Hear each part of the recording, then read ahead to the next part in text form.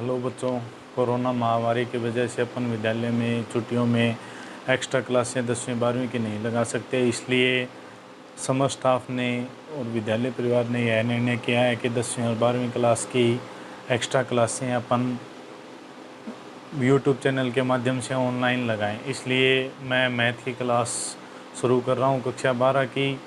Math में अपन सबसे पहले प्रश्नावली 3 की शुरू करते हैं। सबसे आसान प्रश्नावली है और बहुत जल्दी अपने समझ में आ जाएगी। प्रश्नावली का नाम है मैट्रिक्स। तो मैट्रिक्स है अपनी प्रश्नावली नंबर 3।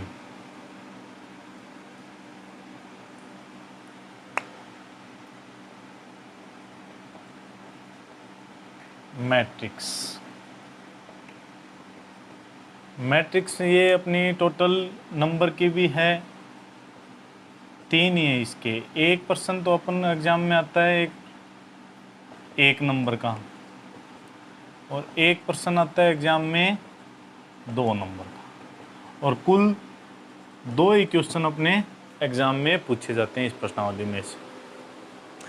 अब अपन हम प्रश्नावली में आगे बढ़ते हुए सबसे पहले मैट्रिक्स के बारे में जानते हैं कि मैट्रिक्स क्या होती है। तो मैट्रिक्स समान राशियों या संख्याओं के उस व्यवस्थित क्रम को, यानी समान राशि या फिर संख्याओं के उस व्यवस्थित क्रम को मैट्रिक्स कहते हैं या आयु कहते हैं, जिनमें इन्हें पंक्तियों एवं स्तंभों के आयताकार या वर्गाकार रूप में लिखा जाता है। ये राशियां या संख्याएं वास्तविक या फिर काल्पनिक दोनों ही प्रकार की हो सकती हैं, या तो वास्तविक होंगी या फिर काल्पनिक होंगी। तो इसमें मेन बात क्या है कि समान राशियों और समान संख्याओं के व्यवस्थित क्रम को आयु कहते हैं, जिन्हें पंक्ति एवं स्तंभों, पंक्ति और स्तंभ दोनों में आयताकार या फिर वर्गाकार विन्यास में लिखा जाता है। आयु को लिखने के लिए अपन को सबसे ज़्यादा ब्रैकेट की ज़रूरत पड़ती है, तो अपन कौन से भी ब्रैकेट में लिख सकते हैं, इस प्रकार से, इस ब्रैकेट में, या फिर ऐसे डबल लाइन करके। लेकिन सदैव हमेशा अपन 2 नंबर इस ब्रैकेट का यूज़ करेंगे। जब भी अपन मैट्रिक्स लिखेंगे सबसे ज़्यादा अपन इस ब्रैकेट का यूज़ करेंगे। फिर मैट्रिक्स का नाम, कभी भी अपन मैट्रिक्स को, कोई भी मैट्रिक्स है उसको नाम देना है तो नाम अंग्रेजी वर्णमाला के बड़े अक्षरों में लिखा जाता है।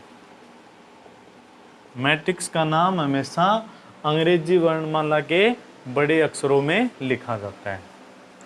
इसके बाद में आता है आयु का क्रम। आयु का क्रम होता है m और n से दर्शाया जाता है। ये m और n इस आयु या इस ब्रैकेट के यहाँ पे नीचे लिखा जाता है m गुणा n के रूप में, जहां m तो दर्शाता है पंक्तियों की संख्या और n दर्शाता है स्तंभों की संख्या। जहां m तो दर्शाता है पंक्तियों की संख्या और n दर्शाता है स्तंभों की संख्या को।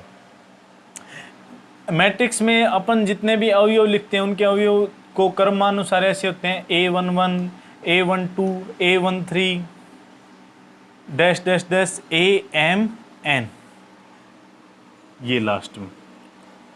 इसका मैट्रिक्स का संक्षेप रूप, जैसे कोई मैट्रिक्स है ए को लिखना है, इसका मैट्रिक्स का नाम दे दिया ए को अपन संक्षेप रूप में लिखेंगे तो उसको लिखेंगे AIJ के रूप में, और यहाँ लिख देंगे M क्रॉस N।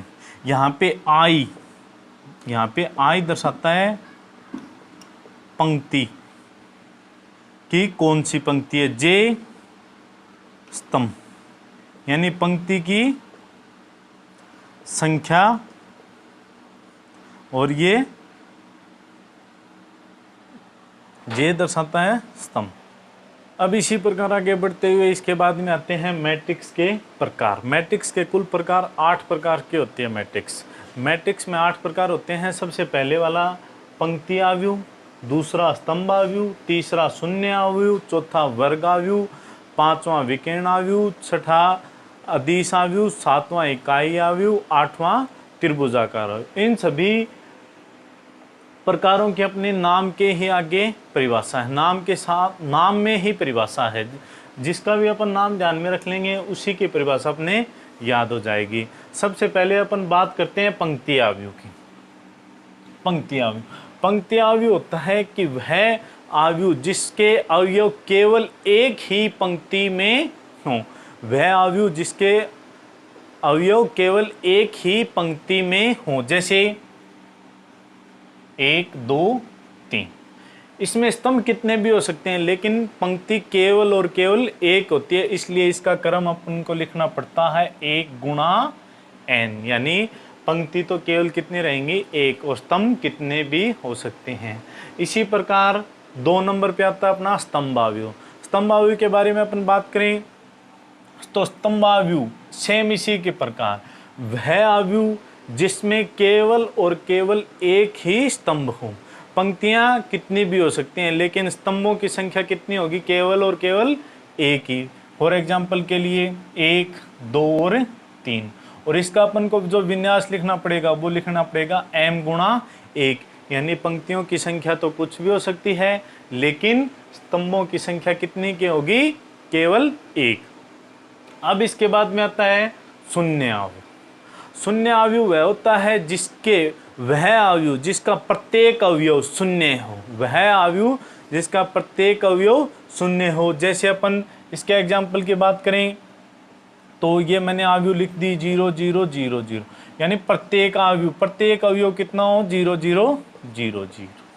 इस अवयव को अपन कैपिटल O से भी दर्शाते हैं। इस अवयव का शून्य अवयव का नाम कैपिटल O होता है। इसके बाद में 4 नंबर पे आता है अपना वर्गावयव।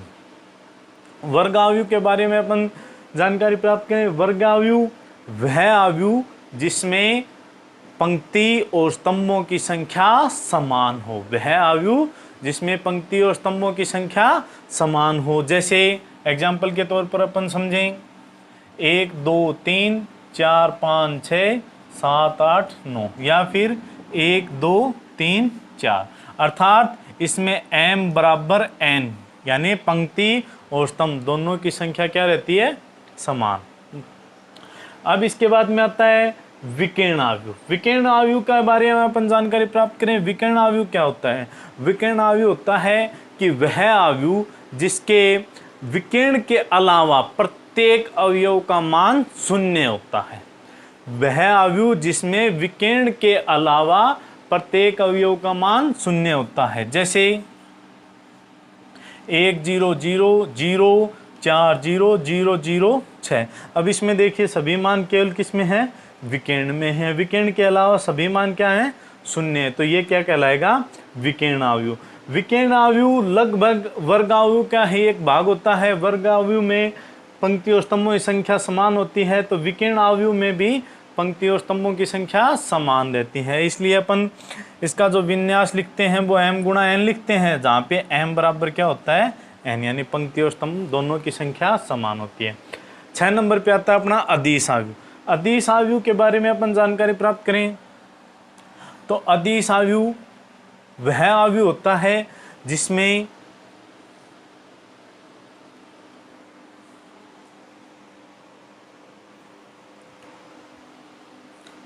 अब हम विकर्ण अवयव के बाद में देखते हैं अदिश अवयव। अदिश अवयव वह अवयव होता है जिसमें विकर्ण के मान समान हो, यानी विकर्ण के जितने भी अवयव हैं वो समान हो और प्रत्येक जो अलग मान रह गए वो क्या हो, शून्य। यानी अदिश अवयव विकर्ण अवयव का एक भाग है।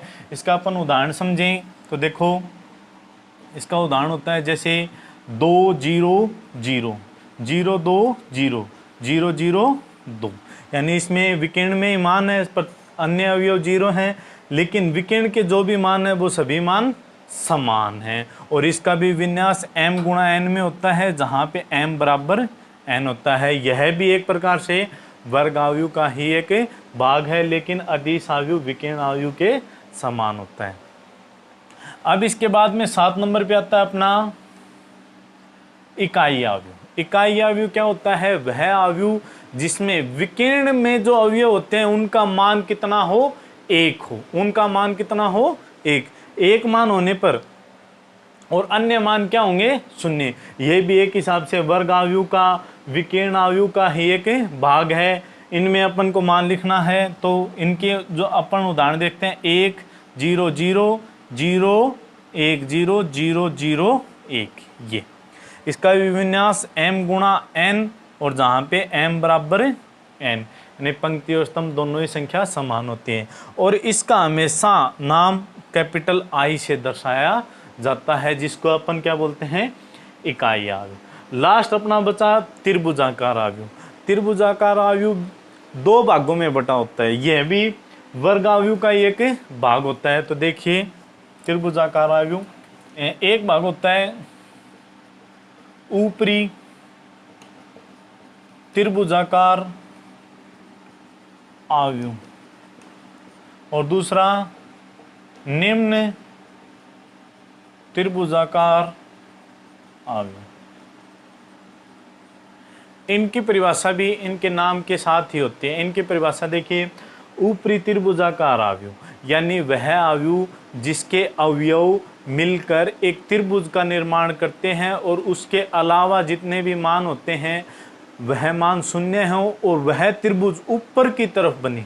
कहाँ पे, ऊपर की तरफ बने तो ऊपरी, और नीचे की तरफ बनेगा तो निम्न। बस ये इनमें डिफरेंस होता है। इसका अपन एग्जांपल देखें तो 1 2 3 0 4 5 0 0 6। अब ये देखिए, ये यहाँ से यहाँ पे एक क्या बन गया, त्रिभुज बन गया अपन। तो ये हो गया ऊपरी, ये त्रिभुज। इसके बाद में अपन देखते हैं निम्न त्रिभुजाकार आव्यूह। इसमें 1 0 0 2 3 0 4 5 6।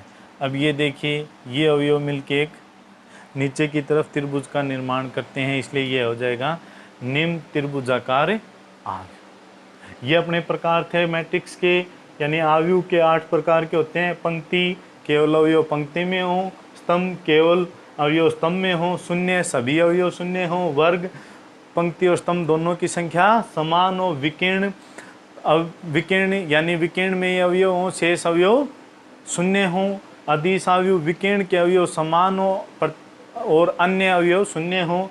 इकाई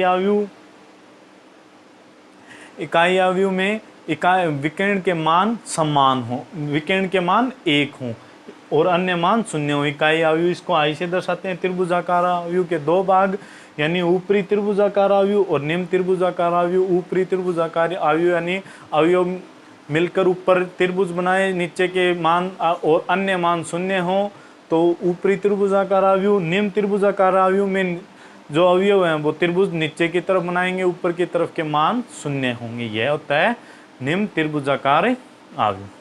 मैट्रिक्स के प्रकार के बाद में अपन पढ़ रहे हैं आव्यूह के गुणधर्म, यानी मैट्रिक्स के गुणधर्म। मैट्रिक्स में दो ही गुणधर्म होते हैं। सबसे पहले वाला गुणधर्म परिवर्त आव्यूह। परिवर्त आव्यूह यानी ट्रांसपोज ऑफ ए मैट्रिक्स, परिवर्त आव्यूह। दूसरा होता है सममित एवं विषम सममित आव्यूह। सबसे पहले अपन देखते हैं परिवर्त आव्यूह, यानी परिवर्त ट्रांसपोज क्या होता है। ट्रांसपोज होता है एक कोई मैट्रिक्स है और इसका लिखते हैं अपन ए का ट्रांसपोज। ट्रांसपोज का मतलब हुआ कि मैट्रिक्स की पंक्तियों को स्तंभों में बदल दे और स्तंभों को पंक्तियों में बदल दे। ट्रांसपोज का मतलब पंक्ति चेंज स्तंभ और स्तंभ चेंज पंक्ति। जैसे एक एग्जाम्पल अपन लेके चलते हैं, ये अपनी मैट्रिक्स है 1 2 3। छोटा एग्जाम्पल लेके चलते हैं 1 2 3 4। तो अपन इसको ए का ट्रांसपोज अपन को ज्ञात करना है। तो ए का ट्रांसपोज क्या हो जाएगा, पंक्ति को किस में बदल दो, स्तंभों में। तो एक और ये एक पहली पंक्ति थी, इसको अपन स्तंभ में बदलेंगे तो 1 2 और इसको 3 और 4। तो ये हो गई पंक्ति थी अपनी स्तंभ में चेंज हो गई और स्तंभ थे वो अपने पंक्तियों में चेंज हो गए। इसी प्रकार दूसरे अपन, ये तो अपनी 2/2 की थी, अपन लेके चलते हैं 3/2 की। 3/2 में जैसे 1 2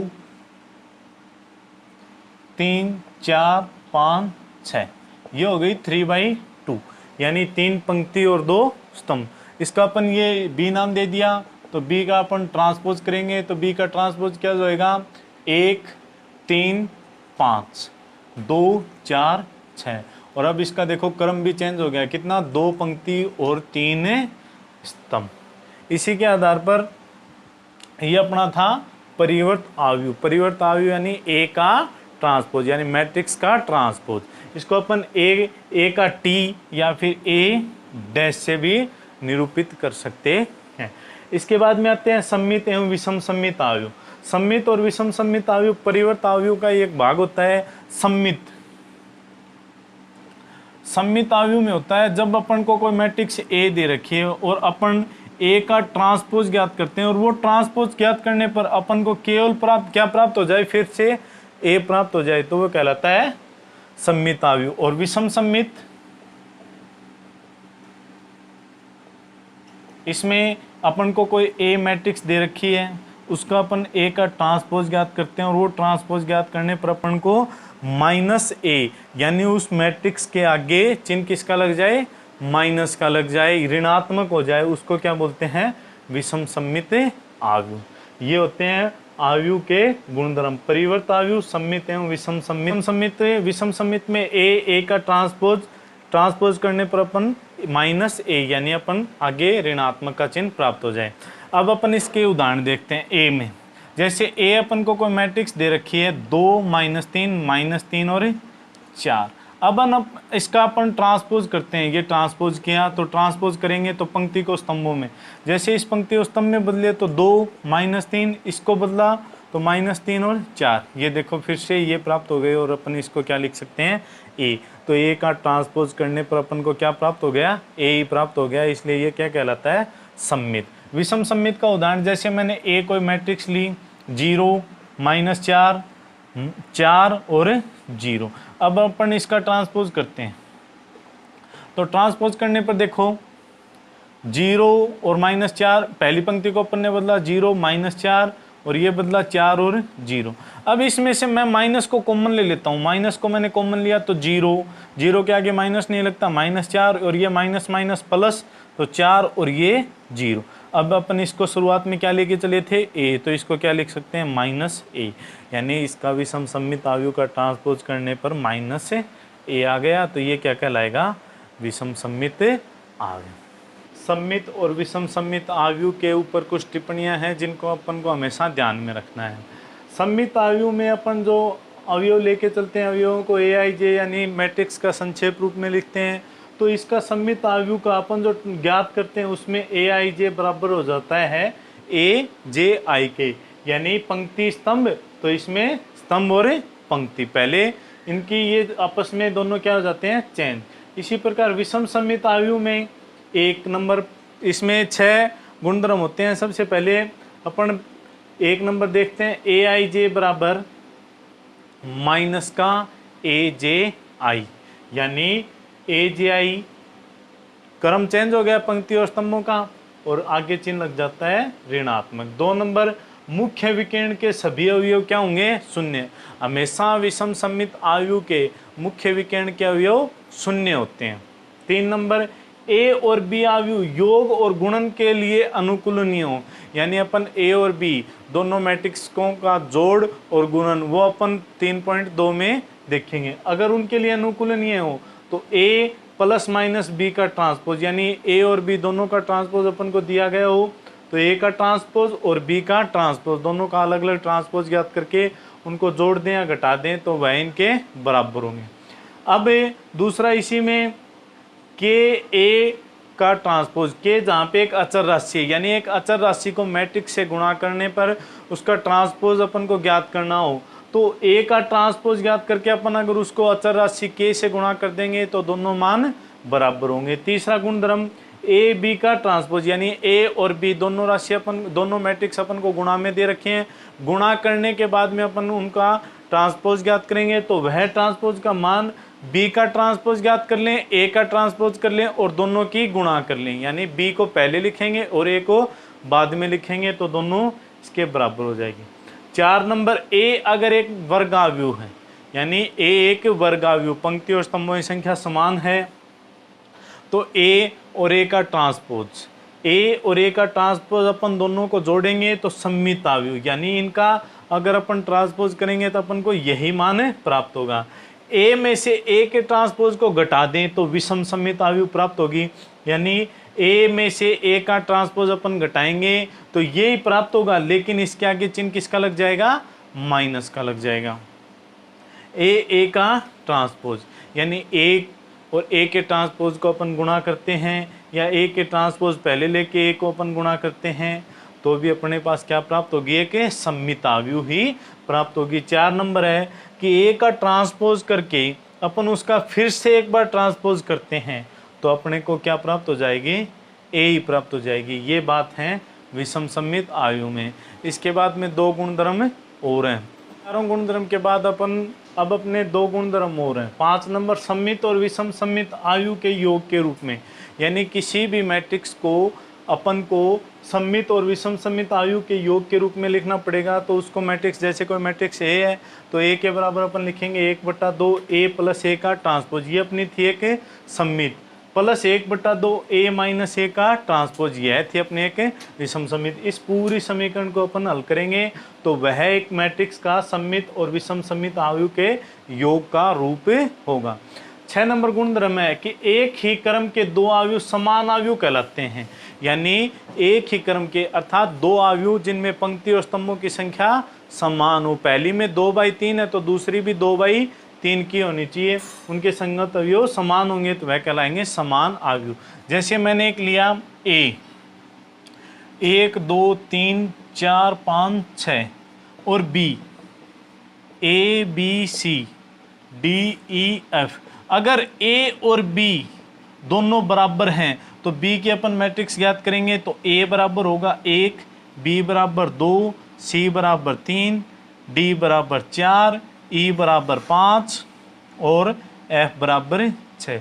ये अपने होते हैं जब 2 मैट्रिक्स समान हो, जिनका क्रम भी क्या हो, समान। इसलिए इसमें महत्वपूर्ण बात है एक ही क्रम के 2 आयु।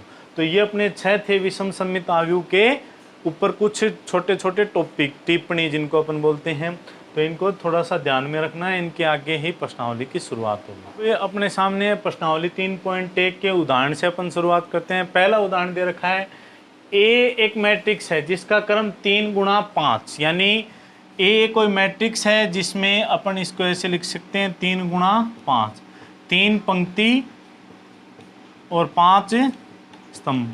जैसे अपन इसको बना के देखें, 3 पंक्ति बनानी है, 5 स्तंभ बनाने हैं, तो 1 2 3 4 5, ये तो अपने 5 हो गए स्तंभ। अब इनके नीचे 3 पंक्ति लिखनी है तो 1 2 3।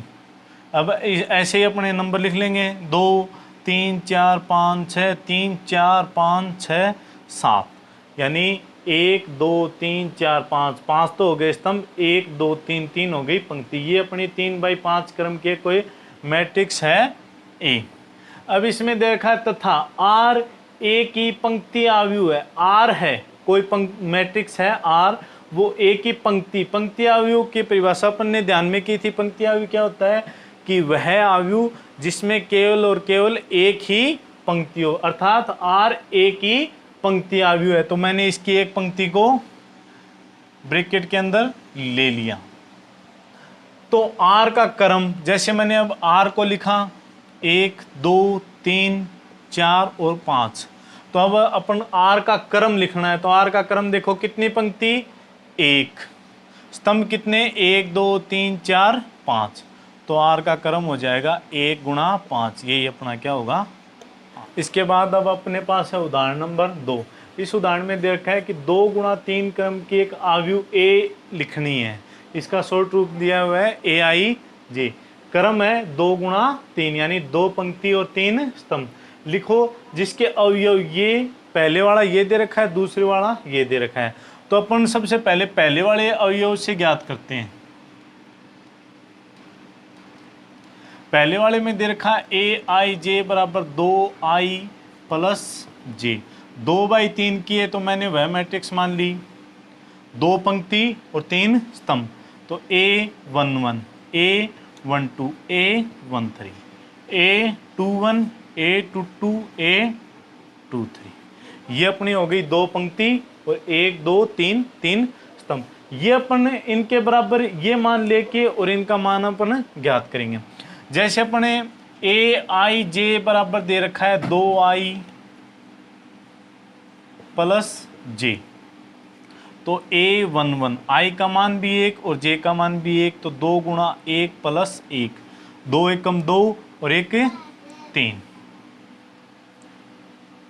1 2 A12, तो इसका 2 गुणा 1 और j की जगह रखना है 2, तो 2 एकम 2 प्लस 2 4। तीसरा A13, तो 2 गुणा 1 प्लस 3, तो 2 एकम 2 प्लस 3 5। इसी प्रकार A21 में 2 गुणा 2 प्लस 1, तो 2 दूनी 4 प्लस 1 बराबर 5। A22, तो 2 गुणा 2 प्लस 2, तो 2 दूनी 4 प्लस 2 बराबर 6। A23, तो 2 गुणा 2 प्लस 3, 2 दूनी 4 प्लस 3 बराबर 7। तो अपनी मैट्रिक्स तैयार हो जाएगी A कितनी 3 4 5 5 6 और 7। अपनी इस पहले वाले की मैट्रिक्स तैयार हो गई। अब इसी प्रकार अपन दूसरे वाले की मैट्रिक्स तैयार करेंगे।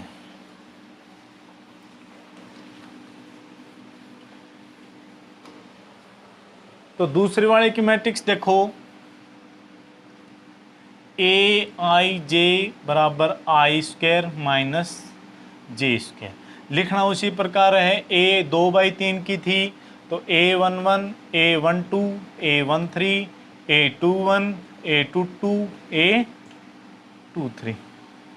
अब देखो ए क्या लिखेंगे अपन, यानी पहला ए आई जे बराबर दे रखा था आई की स्क्वायर माइनस जे की स्क्वायर, तो A11 यानी 1 की स्क्वायर माइनस 1 की स्क्वायर कितना हो जाएगा, 1 की स्क्वायर 1 और 1 की स्क्वायर 1, 1 में से 1 गया 0।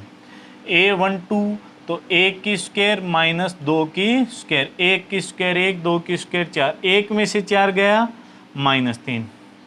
A13, तो 1 की स्क्वायर माइनस 3 की स्क्वायर, तो 1 माइनस 3 की स्क्वायर 9, 1 में से 9 गया माइनस के 8। इसी प्रकार A21, तो 2 की स्क्वायर माइनस 1 की स्क्वायर, तो 2 की स्क्वायर 4, 1 की 1 माइनस 4 में से 1 गया 3। अब इसी प्रकार A22, तो 2 की स्क्वायर माइनस 2 की स्क्वायर, तो 2 की स्क्वायर 4 माइनस 4 कितना 0। A23, तो 2 की स्क्वायर माइनस 3 की स्क्वायर, 2 की स्क्वायर 4 और 3 की 9, 4 में से 9 गए माइनस के 5। तो अपनी मैट्रिक्स ए कितनी बनी 0 -3 -8 3 0 -5। ये अपना आंसर हो गया। तो इसी प्रकार अपना दूसरा उदाहरण पूरा हुआ। अब इसके बाद में अपना उदाहरण नंबर 3। उदाहरण नंबर 3 में कह रहा है एक्स वाई जेड के किन मानों के लिए आव्यूह ए तथा बी समान आव्यूह है। यानी एक्स वाई और जेड के मान ज्ञात करने हैं, समान आव्यूह है। तो समान आव्यूह अभी अपन विषम समित आव्यूह के टिप्पणी में पढ़े थे कि दो आव्यूह समान आव्यूह कब होंगे, जब उनके संगत अवयव समान हो। तो ए और बी में देखो 2 और 2 दे रखा है, समान है, 0 और 0। तो इसी प्रकार अगर अपन आगे लिखेंगे तो x + 3 बराबर 6। समीकरण नंबर 1। y - 4 बराबर इसके संगत है -2। समीकरण नंबर 2। z में 6 बराबर 2z, ये समीकरण नंबर 3। अपन समीकरण नंबर 1 को हल करेंगे तो x बराबर 3 इस साइड जाएगा, तो 6 - 3, 6 में से 3 गया 3, तो x का तो मान आ गया 3। y समीकरण 2 को हल करेंगे तो y माइनस का 4 इस साइड जाएगा, तो माइनस के 2 तो हैं, प्लस का हो जाएगा 4, क्योंकि माइनस इस साइड जाएगा तो प्लस। तो y 2 माइनस के 4 प्लस के, बड़ी संख्या प्लस की, तो 4 में से 2 गए 2, y का मान आ गया 2। अब तीसरी समीकरण को अपन हल करेंगे तो 6 बराबर 2z, 2 इस साइड z के गुणा में इस साइड भाग में जाएगा, तो 2 6/2 बराबर जेड 2 तिया 6, 2 एकम 2, जेड का मान आ जाएगा 3। अब अपन ये मान अपने उसमें समीकरण में रख के देखते हैं। तो ए 2 0, एक्स का मान 3 + 3, वाई का मान 2 - 4 4 6। इसी प्रकार बी में, तो बी में रखा तो देखिए 2 0 6 -2 4 2 × 3। हल करेंगे तो 2 0 3 3 6, 2 में से 4 गए, -2 4 और 6। बी वाली देखेंगे तो 2 0 6 -2 4 और 6। ये देखो दोनों मैट्रिक्स अपने क्या आ गई, बराबर आ गई। तो x का मान 3, y का मान 2, z का मान 3। ये अपना उदाहरण नंबर 3 था। इसके बाद अपना उदाहरण नंबर 4। उदाहरण नंबर 4 में दे रखा है 2x + y 3x - 2y a - b 2a + b -5। इसके बराबर 3 3 4 4 -1 -5 और x y a b के मान पूछे। यानी ये दो मैट्रिक्स हैं और दोनों मैट्रिक्स क्या हैं, समान। समान मैट्रिक्स होंगे यानी इनके अवयव क्या होंगे, संगत अवयव समान होंगे। तो इनको अपन समीकरण के रूप में लेके एक्स वाई ए बी के मान ज्ञात करने। तो सबसे पहले अपन ने लिखा 2x + y = 3। दूसरा 3 3 है, जरूरत नहीं है। समीकरण नंबर 1 हो गई x - 2y = 4, समीकरण नंबर 2। अब तीसरी a - b = 4, समीकरण नंबर 3। चौथी 2a + b = -1, समीकरण नंबर 4। ये 4 समीकरण हो गए। इन दोनों समीकरणों को अपन 10वीं क्लास में सीख के आए हैं। प्रतिस्थापन विधि, विलोपन विधि, वज्र गुणन विधि, ग्राफीय विधि। कौन सी भी विधि से अपन इन दोनों को और इन दोनों समीकरणों को हल करके x और y के मान ज्ञात कर सकते हैं। तो इन दोनों के अपन, जैसे मैं प्रतिस्थापन विधि का यूज करता हूं। प्रतिस्थापन विधि होती है कि एक समीकरण से x और y का मान ज्ञात करके दूसरी समीकरण में रखना। जैसे मैंने समीकरण 1 से y का मान निकाल दिया 3 - 2x, मान समीकरण 2 में रखा। समीकरण 2 में रखा तो x - y की जगह रखना है 2 और y का मान रखा तो 3 - 2x = 4। इनको अपन ने सोल्व किया तो x - 2 को अंदर गुणा किया, माइनस का 2 था तो 6 माइनस के माइनस माइनस प्लस 2 दूनी 4x = 4। तो x और 4x 5x -6 = 4। ये 6 इस साइड आएगा तो 5x = 4 + 6, ये हो गए 6 4 10। तो 5x = 10, तो x = 10/5 यानी 2। ये x का मान 2 यहाँ पे अपन पुट करेंगे तो y = 3 - 2 × 2। तो 3 - 2 दूनी 4, 3 में से 4 गए तो -1। तो अपना x का मान तो आ गया 2, y का मान आ गया -1। इसी प्रकार अपन इन दोनों समीकरणों को प्रतिस्थापन विधि से हल करेंगे। तो a - b = 4 है, तो a का मान निकाल दिया तो 4 + b, ये मान यहाँ पे रखा तो 2, 4 + b = -1। तो 4 दूनी 8 + 2b + b = -1। तो 8 + 3b = -1। ये 8 इस साइड प्लस के इस साइड जाएंगे तो माइनस के 3b = -1 -8, 3b = -9, b = -9/3। तो 3 तिया 9, तो माइनस के 3, b का मान -3, ये मान यहाँ पे रखा तो a = 4 - 3, तो कितना आ जाएगा a। तो यानी आपने चारों मान कितने होंगे, x का तो मान हो गया अपना 2, y का मान -1, a का मान 1 और b का मान -3। ये मान अपन इस समीकरण में रख के अगर रख के देखेंगे तो ये दोनों मैट्रिक्स क्या होंगे, बराबर होंगे। इसी प्रकार अपने प्रश्नावली 3.1 के चारों एग्जाम्पल हो गए हैं। कल अपन प्रश्नावली की शुरुआत करेंगे। अगर आप स्वयं से खुद से निकालना चाहें तो मैं प्रश्नों की PDF लेके आपके पास व्हाट्सएप पे डाल दूंगा। आप उसमें से क्वेश्चन देख के, आपके पास किताब होगी उसमें से देख के आप जो भी क्वेश्चन आपको आए वो निकाल सकते हैं। अगर कोई भी प्रॉब्लम हो तो आप मेरे को मैसेज या कॉल कर सकते हैं।